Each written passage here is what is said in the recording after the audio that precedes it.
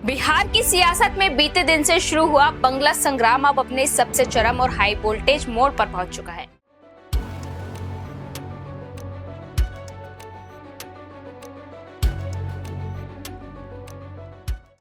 पूर्व मुख्यमंत्री राबड़ी देवी को पटना का ऐतिहासिक 10 सर्कुलर रोड स्थित सरकारी आवास खाली करने के लिए नीतीश सम्राट सरकार के भवन निर्माण विभाग द्वारा दिए गए अल्टीमेटम का आज आखिरी दिन है। समय सीमा के खत्म होते ही पटना की सड़कों पर राजनीतिक हलचल इस कदर तेज हो गई है कि पूरा इलाका छावनी जैसा नजर आने लगा है। हर तरफ जहां राष्ट्रीय जनता दल यानी आरजेडी के हजारों आक्रोशित कार्यकर्ता और समर्थक अपनी नेता के समर्थन में सुबह से ही 10 सर्कुलर रोड आवास के बाहर डटे हुए हैं और नारेबाजी कर रहे हैं, वहीं दूसरी तरफ सत्ताधारी जेडीयू ने बेहद सख्त और आक्रामक रुख अख्तियार करते हुए आरजेडी सुप्रीमो लालू प्रसाद यादव के परिवार को कानून का रास्ता दिखाना शुरू कर दिया है।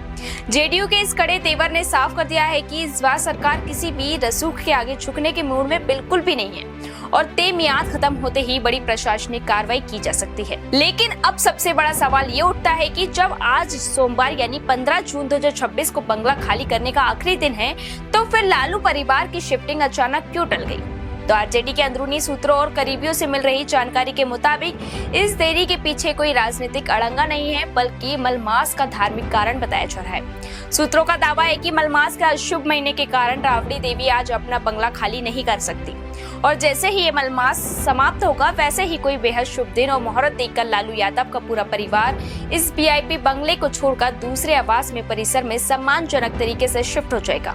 आपको बता दें कि बिहार सरकार के भवन निर्माण विभाग ने राबड़ी देवी को 10 सर्कुलर रोड के बदले पटना के ही 39 हार्डिंग रोड पर एक वैकल्पिक सरकारी आवास पहले से ही अलॉट कर दिया है। लेकिन पिछले कई दिनों से राबड़ी देवी और उनका परिवार इस नए बंगले में जाने से साफ इंकार करता नजर आया है। सियासी गलियारों में चर्चा तब और ज्यादा गर्म हो गई जब बीते दिनों राबड़ी देवी को अचानक पटना के कोटलिया नगर स्थित उनके खुद के निजी मकान पर देखा गया, जहां वो घर में चल रहे रेनोवेशन और रंग रोगन के काम का जायजा ले रही थी। इसके बाद ये कयास भी तेजी से लगाए जा रहे हैं कि राबड़ी देवी सरकार के दिए किसी भी नए बंगले में जाने के बजाय सीधे अपने प्राइवेट घर में शिफ्ट हो सकती हैं। लेकिन जैसे ही आज डेडलाइन का आखिरी दिन आया और राबड़ी देवी ने चाबियां प्रशासन को नहीं सौंपी, वैसे ही जनता दल यूनाइटेड ने इस पर सीधा और तीखा हमला बोल दिया। जेडीयू के मुख्य प्रवक्ता नीरज कुमार ने लालू परिवार पर तंज कसते हुए एक बहुत बड़ा बयान दिया है। नीरज कुमार ने दो टूक शब्दों में चेतावनी देते हुए कहा कि इस देश का कानून आम आदमी हो या कोई खास नेता, सबके लिए पूरी तरह बराबर है। सरकार ने एक पूर्व मुख्यमंत्री का सम्मान करते हुए ने रहने के लिए पहले ही एक शानदार सरकारी बंगले का विकल्प भी दे दिया है और वैसे भी लालू यादव और राबड़ी देवी के पास पैसे की कोई कमी नहीं है।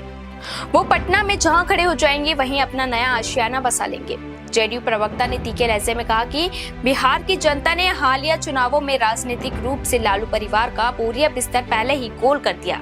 लेकिन इसके बावजूद वो सरकारी बंगले का मुंह नहीं छोड़ रहे। अगर आज शाम तक 10 सर्कुलर रोड का ये आवास खाली नहीं किया गया तो कानून अपना काम करेगा और जिला प्रशासन पुलिस बल के साथ जबरन बेदखली की कार्रवाई करने के लिए पूरी तरह स्वतंत्र है।